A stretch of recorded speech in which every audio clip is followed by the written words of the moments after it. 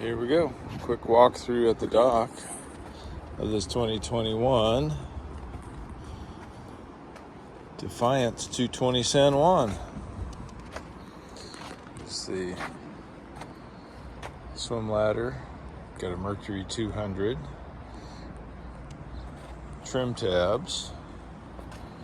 Folding bench seat in the back here. Fish boxes in the floor. Step down the side. Here's the fill for the fresh water. It's got a little 10-gallon water tank. Gasoline fill right there. Step inside and take a look. It's a nice diamond stitched upholstery. Like the job they do on this table.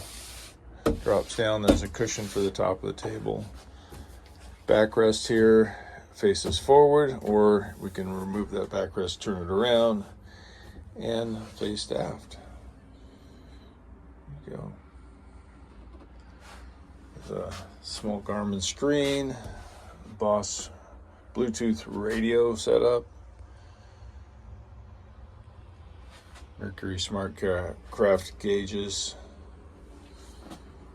There you are.